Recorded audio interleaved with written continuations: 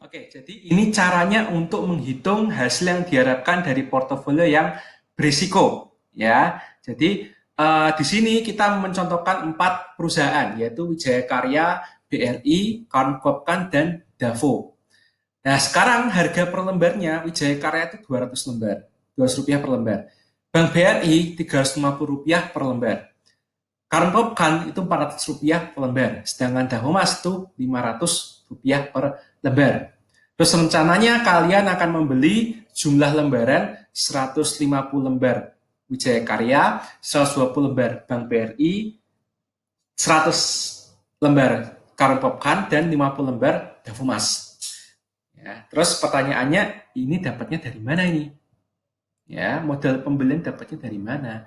Nah, ini kan sebenarnya dari judulnya saja kan, modal pembelian. Misalnya, Wijaya Karya, harga per lembar Rp200. Kamu mau beli 150 lembar. Ya berarti kan tinggal dikalikan saja kan. 200 dikali 150. Hasilnya berapa? 30.000. Bank BRI, 350 kali 120. Hasilnya 42.000. 400 kali 100 lembar. Hasilnya 40.000. 500 kali 50 lembar. Hasilnya berapa? 25.000. Ya, kemudian keempatnya di jumlahnya 137.000. Ya. Terus yang kedua, ini dapatnya dari mana? Ya, di sini ada kata-kata proporsi. Ya, dari jumlah 100% di modal awal, ya, Wijaya Karya itu kebagian berapa persen, BRI itu kebagian berapa persen, Karn Popkan itu kebagian berapa persen, dan Davomas itu kebagian berapa persen.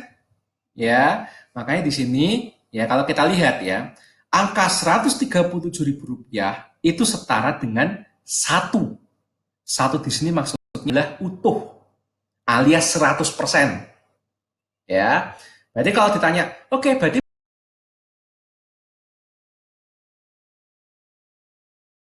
Rp10.000 kita kan keluarkan untuk Wika. Sementara totalnya adalah 137.000. Ya berarti proporsinya adalah 30.000 dibagi 137.000, yaitu 0,22. Ya. Terus 42.000 dibagi 137.000, 0,31. 40.000 dibagi 137.000, 0,29. 25.000 dibagi 137.000, 0,18. Oke. Nah, terus kemudian di sini ada kata-kata expected return atau ER adalah 12%, 15%, 20%, dan 20%. Masing-masing untuk keempat saham tersebut. Oke. Nah, terus sekarang kita lihat rumusnya. Rumusnya untuk mencari EP atau expected return of portfolio, ya, atau bahasa Indonesianya adalah hasil yang diharapkan dari portofolio yang berisiko, ya, itu adalah sigma dari semua bobot proporsi saham yang ada dikalikan dengan expected return saham yang ada secara masing-masing, ya. Coba kita lihat di sini, W itu adalah proporsi investasi untuk tiap saham dalam portofolio. Maka berarti yang angka proporsi ini yang akan kita pakai. Angka W ini itu akan dikalikan dengan ER. ER adalah hasil yang diharapkan untuk tiap efek dalam portofolio. Biasanya merupakan total return masing-masing saham. Ya, berarti kan kalau Wika proporsinya 0,22 ditambah expected return-nya 12%, berarti kan 0,22 dikali 12%. BRI juga sama, 0,31 kali 15%. CPIN juga sama, 0,29 dikali 20%. Davo juga sama, 0,18 dikali 20%. Nah, ini keempatnya kalian kali, ya. Hasilnya berapa di sini? Kalau Wika 2,64%. Kalau BRI 4,65%. Kalau CPIN 5,8%. Kalau Davo 3,6%. Nah, ini keempat-empatnya ini itu kalian sigmakan. Sigma itu kan jumlah. Jumlahkan, agregatkan ya keempatnya ini sehingga kalau ditanya, jadi hasil yang diharapkan berapa? Kalian bisa menjawab, imbal hasil yang diharapkan dari portofolio di atas ini adalah 16,69%. Gitu ya. Itu tentang return ya. Sekarang tentang resiko. Resiko portofolio yang diperkirakan. Nah, sebelum kita masuk ke rumus, saya bahas dulu tentang variabelnya apa aja sih ya. Di sini kalian kalau ngomong tentang resiko portofolio, maka kalian harus menjawabnya dalam bentuk sigma standar deviasi ya. Ini juga sama ya. Jadi besar ini dibaca sigma, ini juga dibaca sigma ya. Cuma kalau kalian buka buku statistika kalian atau mungkin kalau hilang gitu ya, silakan buka Wikipedia atau Google, kan cek aja ya perbedaan sigma dalam sampel dan sigma dalam populasi. Ya, itu kalian akan tahu bedanya apa. Tapi dua-duanya disebut sebagai sigma. Ya. Jadi resiko portofolio itu ukurannya adalah standar deviasi. Ya, standar penyimpangan. Ya, penyimpangan kan resiko. Ya. Terus kemudian yang kedua, P. P itu probabilitas kejadian dari kirakan. Terus kemudian di sini ada yang namanya R dan ada yang namanya ER. Nah, kalau ER berarti sama dengan yang tadi, yaitu expected return 2020 di sini. Ya, sedangkan R itu adalah kemungkinan tingkat hasil. Nah, artinya apa? Artinya variabel P dan R ini itu sebenarnya saling berkaitan sebenarnya. Bahwa misalnya ya, kayaknya sih saham ini itu bisa memberikan aku return sekian meskipun probabilitasnya adalah sekian. Ya, soalnya biasanya begitu. Atau dalam sebuah mungkin penelitian pribadi ya, kalau misalnya berinvestasi itu seperti itu. Ya. Nah, rumusnya adalah sigma dalam standar deviasi sama dengan akar pangkat 2 dari sigma P dikali R yang dikurangi dengan expected return yang sebelumnya dikuadratkan. Ya, jadi ingat ya, di sini banyak sekali simbol, jangan sekali-sekali kalian salah menghitung lebih dulu. Mana yang harus dihitung lebih dulu dan mana yang harus dihitung belakangan. Apalagi kalau ada tanda sigma. Ya, ini sangat riskan. Ketimbang ini masih bisa di breakdown, masih enak. Kalau yang ini kadang-kadang sering banget salah. Maka hati-hati di sini. Contohnya aja ya di sini. Resiko portofolio yang diperkirakan, misalnya 3 saham dulu aja deh ya. Yaitu misalnya S Hardware, Bank Mandiri, dan Delta Purimas. Katakanlah ya, kita sudah menghitung bahwa hasil yang diperkirakan ER itu dari total return yang pernah terjadi. Yaitu S Hardware pernah memberikan kita keuntungan total 10%, Bank Mandiri memberikan keuntungan total pada kita 10%, dan Delta Purimas itu memberikan hasil total return dulu sebesar 14%. Nah, sekarang kita menuju ke masa depan. Kamu memperkirakan, kita memperkirakan, kalian memperkirakan S Hardware kayaknya bisa deh ke 12%. Ya, meskipun probabilitasnya cuma 20% alias 0,2. Ya, nggak bagus-bagus amat ya, tapi namanya aja probabilitas. Ya, nggak apa-apa. Ya. Kemudian Bank Mandiri ya, kemungkinan kayak sama deh 10%. Ya. Walaupun probabilitasnya 30%. Sedangkan Purimas Delta kemungkinan tingkat hasilnya 13% itu ada ya, meskipun probabilitasnya ini terjadi itu cuma 20%. Oke ya. Nah, terus kita masukkan ke rumus. Resiko dalam ukuran standar deviasi yang diperkirakan pada portofolio saham di atas adalah, ya ini, Pertama-tama satu-satu dulu ya. Kita lihat dulu di sini fokusnya.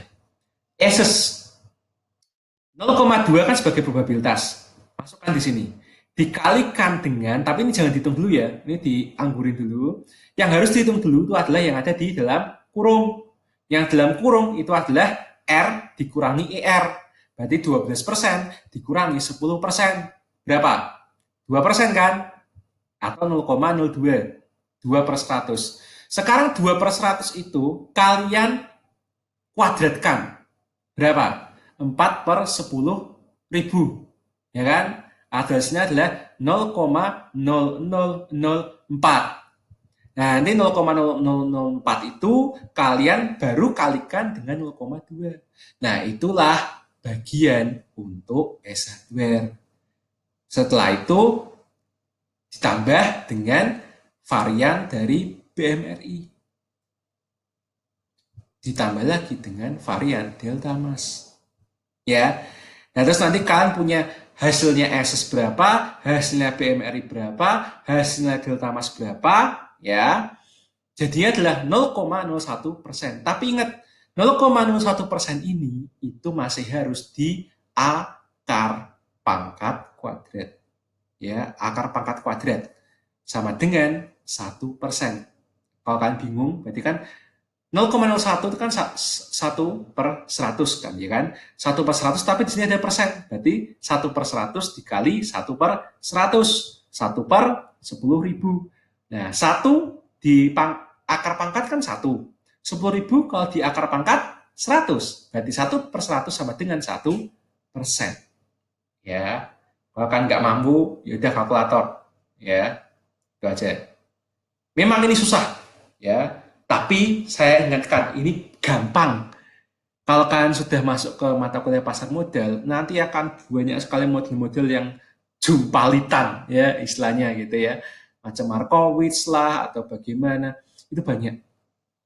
Ya, nah, karena itu saya harapkan di masa-masa yang masih gampang ini, tolong dikuasai, ya, supaya kelak kalau kalian mengulang sebagian ini nanti di modal, itu lebih bagus hasilnya nanti, ya lebih paham dulu supaya nanti untuk memahami yang lebih advance itu masih ada space-nya di otak, ya itu. Oke, sekarang tugas atau latihan. Di sini saya akan membagikan 3 tugas ya. Tugas yang pertama yaitu menghitung jenis-jenis return. Ya, ini sudah saya kasih nih harga saham dividennya dari tahun 2009 sampai 2014. Tetapi di sini ya, ingat bahwa tahun 2009 hanya sebagai pelengkap. Ya. Kalian itu tugasnya itu ngitung jenis-jenis return hanya untuk tahun 2010 sampai 2014. Kalian ngitung dividen yield-nya berapa tahun itu. Kalian ngitung capital gain to loss-nya tahun itu berapa. Kalian ngitung total return-nya berapa. Terus kalian ngitung relative return-nya setiap tahun. Terus kemudian kalian ngitung real return-nya. Jika inflasi 5% diasumsikan sama setiap tahunnya. Ya. Saran saya, cara mengerjakannya adalah ini tabel dibuat lagi tetapi sambil diterusin ke kanan. Ya, bikin kolom yang banyak. Jadi habis dividen ya, misalnya kalau mau buat misalnya dividen yield. Nah, habis itu jawabannya di sini semua. Terus kamu buat capital gain. Kamu buat di sini semua jawabannya. Terus total return, habis itu relative return, habis itu real return, ya. Tapi caranya tetap ditulis di bawah tabelnya. Jadi jangan cuma hitung ya, jangan cuma kasih jawaban doang. Di bawahnya kalian tulis ya rumusnya apa, jawabannya apa, baru dipindahin ke tabelnya. Gitu ya. Oh ya, saya belum menjelaskan bahwa model tugas ini ya tetap ditulis tangan ya, ditulis tangan, difoto dan dikumpulkan di Google Classroom. Terus ya, tugas kedua adalah return portfolio. Ya, saya modelnya miripkan ya, miripkan dengan yang tadi. Tapi saya tambah jumlah perusahaannya, harganya saya realkan. Jumlah lembarnya saya anggap 500 lembar semua. Ya, silakan kalian lengkapi tabel tersebut ya, model pembeliannya kalian cari tahu, proporsi modelnya juga kalian cari tahu juga. Nah, setelah itu dapat semuanya kan, silahkan cari imbal hasil yang diharapkan dari portofolio saham di atas. Ya. Terus kemudian yang ketiga, risiko portofolio. Ini juga sama ya. Cuma di sini saya sedikit kurangi aja apa namanya? Probabilitasnya sudah ada di sini, kemungkinan tinggal hasilnya juga sudah ada, ya, hasil yang diperlukan juga sudah ada, hasil yang diperkirakan. Silakan dari jumlah berapa ini? 1, 2, 3, 4, 5, 6, 7, 7 saham yang dalam satu portfolio ini silakan kalian cari resiko yang diperkirakan. Itu dari saya untuk 2 video terpotong ini. Nanti akan saya pastikan bahwa deadline-nya itu 2 kali 24 jam. Ya, 2 kali 24 jam. Silakan kalian periksa lagi nanti di Google Classroom. Materinya sudah ada. Kemudian video ini juga sudah bisa dilihat. Ya, nanti mengumpulkannya dalam bentuk foto. Ya, baik itu aja dari saya. Terima kasih telah mendengarkan penjelasan kuliah online ini. Semoga ilmu ini bermanfaat tidak hanya untuk mengerjakan tugas ya, tapi juga untuk kehidupan investasi atau keuangan pribadi jika kalian tertarik entah saat ini maupun kelak di masa depan.